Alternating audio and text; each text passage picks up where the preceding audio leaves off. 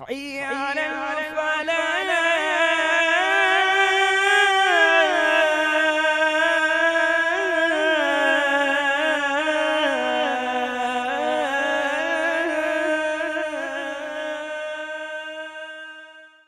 थे हजरत हिजकील अलैहिस्सलाम?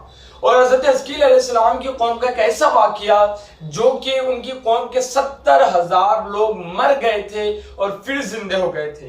सभी कुछ जानने के लिए शुरू से आखिर तक इस वीडियो को मुकम्मल देखिए।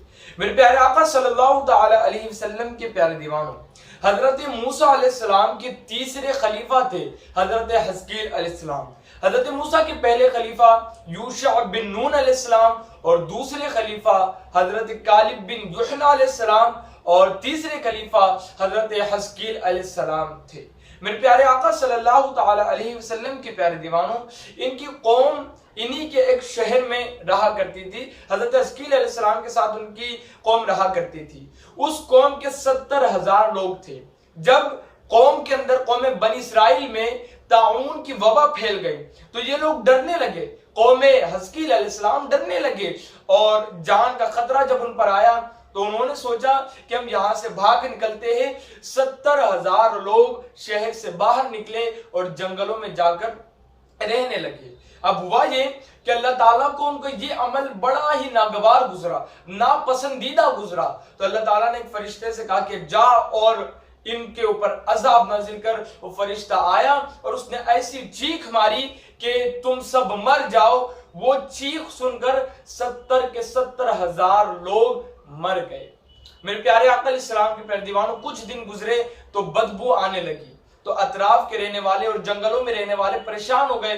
कुछ लोगों ने रहम खाकर अब उनकी चूंकि कफन दफन भी नहीं कर सकते क्योंकि तादाद बहुत ज्यादा बड़ी थी, तो अतराफ के लोगों ने एक घेरा डाल दिया। जब हजरत हिजकील अलैहिस्सलाम को उस जंगल की तरफ से गुजर हुआ तो उन्होंने देखा कि ये 70,000 लोग तो मेरे शहर के बाशिंदे दिखते हैं।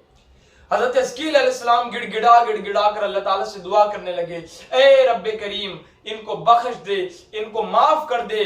मेरे मौला, ये नादानी में आ गए थे। ये वही लोग हैं जो तेरे नबी का कलमा पढ़ते थे। ये वही लोग हैं जो तेरी पाकी बयान करते थे। ये वही लोग हैं जो तेरी वहदानियत के गीत गाया करते थे। गिड़गिड़ा करके अल्लाह ताला से दुआ करने लगे हजरत हिजकील अलैहिस्सलाम। फिर हजरत हिजकील अलैहिस्सलाम पे वही आई कि हिजकील, हड्डियों को हुक्म दो कि तुम्हारा रब कहता है कि तुम एक जाओ कर जुड़ जाओ। तो हजरत हिजकील अलैहिस्सलाम ने यूं कहा, ए हड्डियों जुड़ जाओ। तो सारी के सारी हड्डियां आती है और जिसका जिस्म था उससे जुड़ने लगती है। फिर एक कंगारू टाइप से बन गया। फिर दूसरी वही आई कि ए हिजकील, अब कहो कि गोश्त जो इन हड्डियों में लग जाए। तो हजरत हिजकील ने यूं कहा तो गोश्त लग गया। फिर तीसरी वही आई कि ए हिजकील, इनसे कह दो, इन मुर्दों से कह दो कि तुम्हारे रब के हुक्म से जिंदा हो जाओ। बस इतना कहना था कि वो सारे मुर्दे उठ खड़े हुए और फिर आकर वापस दोबारा हजरत हिजकील अलैहिस्सलाम के शहर में रहने लगे। अब एक चीज ये हो गई कि इनके जिस्म से बदबू आती थी, वही बदबू जो मरने के बाद जिस्म से आती थी, वही बदबू आती थी और इनका कफन वैसे ही हो जाता था। मतलब जो कपड़े ये लोग पहनते थे वो कफन की शक्ल इख्तियार कर लेता था और बोसीदा हो जाता था, जैसे कब्र में बोसीदा हो जाता था। आज भी इन नस्लों के जितने भी लोग घूमते हैं, यही नस्ल वालों के जितनी भी नस्लें अभी तक बाकी हैं, उन सबों के जिस्म से वही बदबू निकलती है। तो मेरे प्यारे आका अलैहिस्सलाम की प्यारे दीवानों, इससे ये भी बात पता चलती है कि किसी भी बीमारी से या फिर किसी भी ऐसी जो कुदरती आफत है, इनसे बचने की कोशिश तो करनी चाहिए, लेकिन इस तरह डर कर भागना नहीं चाहिए कि हम मौत से बच जाएंगे।